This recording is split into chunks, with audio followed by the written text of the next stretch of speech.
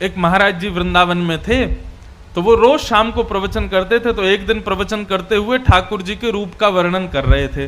बोले ठाकुर जी भांडीर वन में गैया चराने जाते हैं, पीताम्बरी पहन करके जाते हैं, मोर मुकुट पहनते हैं, कानों में ऐसे कुंडल पहनते हैं, आदि आदि सब रूप का वर्णन कर रहे थे। तो उनके सारे शिष्य बैठ करके सुन रहे थे। उन शिष्यों में सबसे पीछे बैठा था उनकी गौशाला में गायों की सेवा करने वाला ग्वारिया। और वो ग्वारिया इतना सीधा था, इतना भोला था कि सब लोग उसको प्यार से भोंदू बुलाते थे। क्या बुलाते थे? भोंदू किसको कहते हैं? जो बहुत भोला होता है उसको भोंदू कहा जाता है। तो गुरुदेव तो प्रवचन करते थे, लेकिन भोंदू जो था ना, उसको ऐसा लगता था कि गुरुजी कोई 2-3 हजार साल पुरानी कथा नहीं सुना रहे हैं, शायद रोज ऐसी लीला होती है वृंदावन में और गुरुजी हमारे उसी को सुना रहे हैं। आज जब गुरुजी ने बताया कि भांडीर वन में ठाकुर जी गैया चराने के लिए जाते हैं, भोंदू ने जैसे ही सुना, सुन करके भोंदू को लगा मैं भी तो भांडीर वन जाता हूं गैया चराने। अरे उसी भांडीर वन में मैं भी गैया चराने जाता हूं और गुरुजी बता रहे हैं उसी भांडीर वन में ठाकुर जी गैया चराते हैं, लेकिन मुझको तो कभी दिखे नहीं। शायद मैंने कभी ध्यान नहीं दिया होगा। अब गुरुजी ने बता दिया, अब कल से भांडीर वन जाऊंगा तो वहां खोजूंगा, ठाकुर जी भी आते हैं, गुरुजी बता रहे हैं। उसका इतना विश्वास गुरुजी की बात पर कि उसको लगा कि ठाकुर जी आज भी आते हैं भांडीर वन। अगले दिन गैया चराने के लिए भांडीर वन गया, तो भांडीर वन में गैया सब घूमने लगी और वो यत्र तत्र सर्वत्र वृक्षों के नीचे, सघन कुंजों में, जंगलों में जाके ठाकुर जी को खोजने लगा। गुरुजी हमारे झूठ नहीं बोलते, गुरुजी सही बोल रहे हैं, यहीं पर गैया चराने आते हैं ठाकुर जी। अरे मैं ही अभागा हूं, मैं ही ठाकुर जी को नहीं देख पा रहा, लेकिन ठाकुर जी यहीं कहीं होंगे। अब उसका इतना भोलापन, इतना सीधापन, वो सब जगह ढूंढ रहा था ठाकुर जी को, तो ठाकुर जी से रुका नहीं गया। अकेले जान भोंदू को अपने गायों के समूह को लेकर के, तभी भोंदू देखता है कि सामने से विशाल गायों का समूह आ रहा है और उस गाय के समूह के मध्य में श्याम वर्ण के पीतांबरी पहने हुए ठाकुर जी उसकी ओर आ रहे हैं। ठाकुर जी को अपनी ओर आते देख भोंदू तो नाचने लगा, निमग्न हो गया, भाव में भर गया।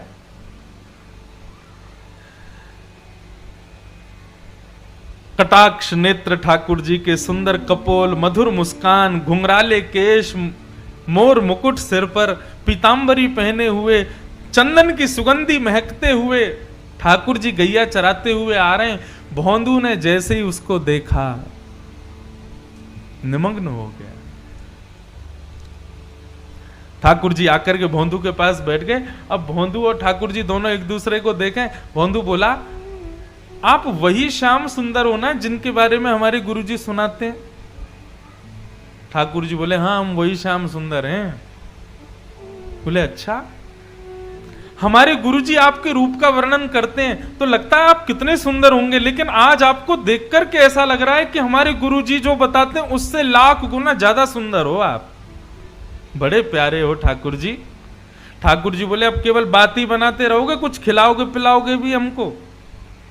भोंदू बोला, आप मेरे यहाँ मेरे हाथ का खाओगे? बोले, हाँ हाँ हम खाएंगे, तुम खिलाओ। तो भोंदू पोटली में बांध के 2-4 रोटी ले गया था, ठाकुर जी के सामने प्रस्तुत कर दी। ठाकुर जी ने प्रेम से पाया। अब सारी रोटी भोंदू की खा गए और फिर भोंदू से बोले, और खिलाओ। भोंदू बोला, ये मैं तो 2 ही रोटी लाया था, इससे ज्यादा मैं खाता नहीं हूं। ठाकुर जी बोले, कल से और रोटी लाना, हमको भूख लगती है।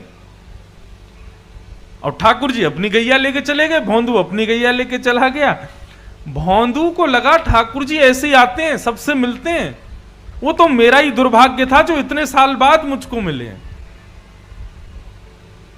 भोंदू ने आकर के किसी को कुछ नहीं बताया, उसने गुरुजी से भी कोई चर्चा नहीं की।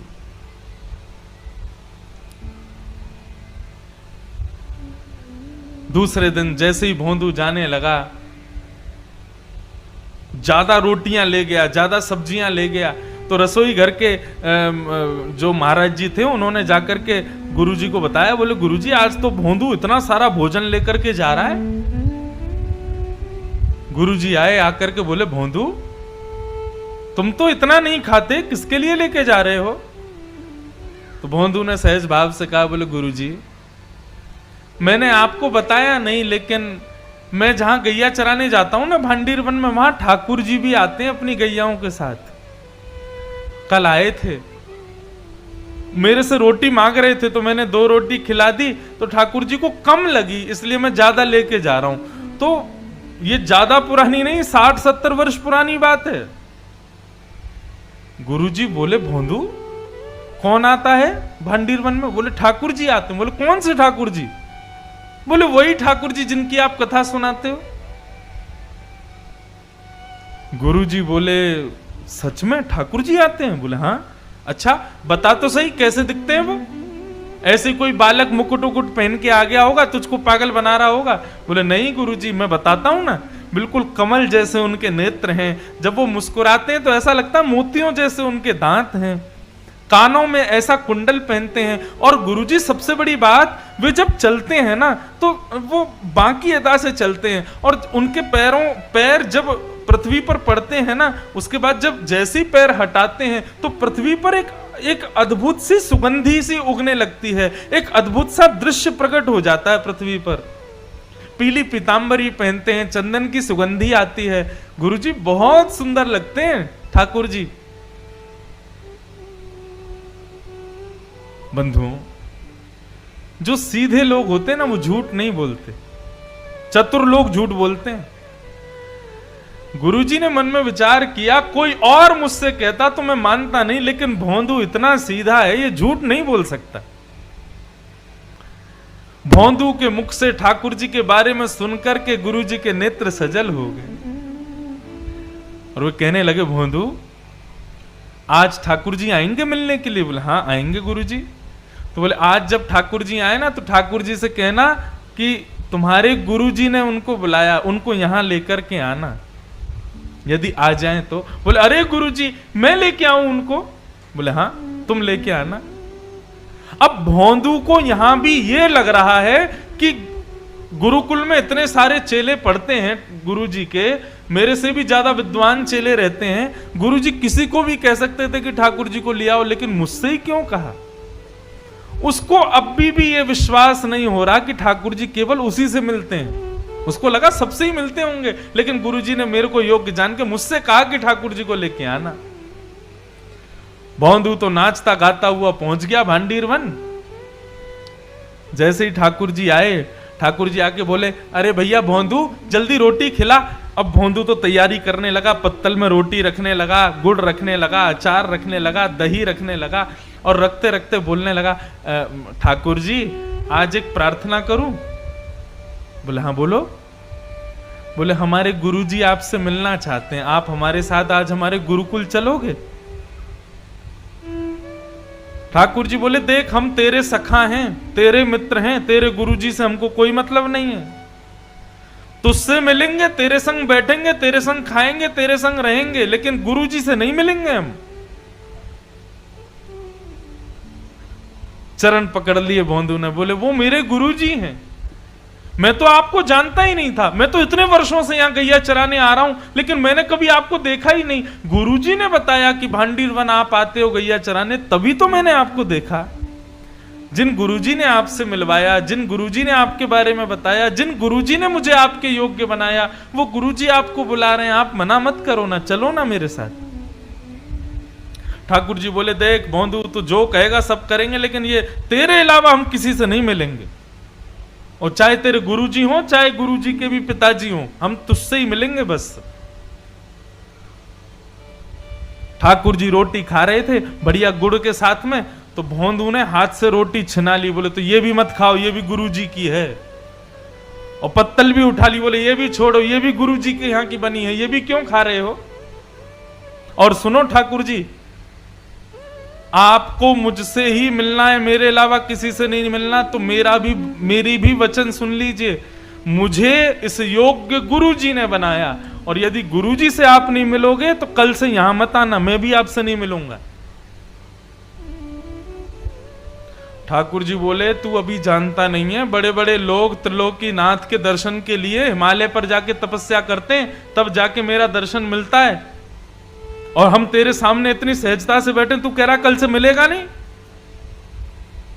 भौंदू बोला मैंने तपस्या नहीं की, मैंने अपने गुरु की सेवा की, तो इसका मतलब यह सिद्ध हो गया कि लोग 1000 वर्ष तपस्या करके आपका दर्शन करते हैं, लेकिन मेरे गुरु जी के चरणों में 1000 वर्षों के समान तपस्या का फल है, मैं उनको प्रणाम करता हूं और उससे मुझे आपके दर्शन हो जाते हैं। ऐसे गुरु को क्यों नहीं मिलोगे आप? ठाकुर जी बोले गुरु जी से नहीं मिलेंगे। तो फिर भौंदू बोला ठीक है, तो आज से मेरी आपकी कट्टी, कल से मत आना यहां पे, मेरे गुरु जी के नहीं तो फिर मेरे भी नहीं आप।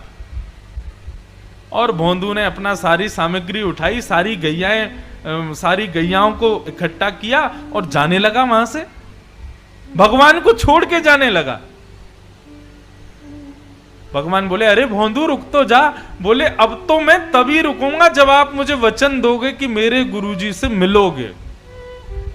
अगर आप ये वचन नहीं दोगे तो मैं नहीं मिलूंगा, मैं नहीं रुकूंगा। भौंदू जाने लगा, थोड़ी दूर गया, थोड़ी और दूर गया। अब मानो जैसे कि हमारे श्याम सुंदर के त्रिलोकीनाथ की त्रिलोक की संपदा छूट रही हो।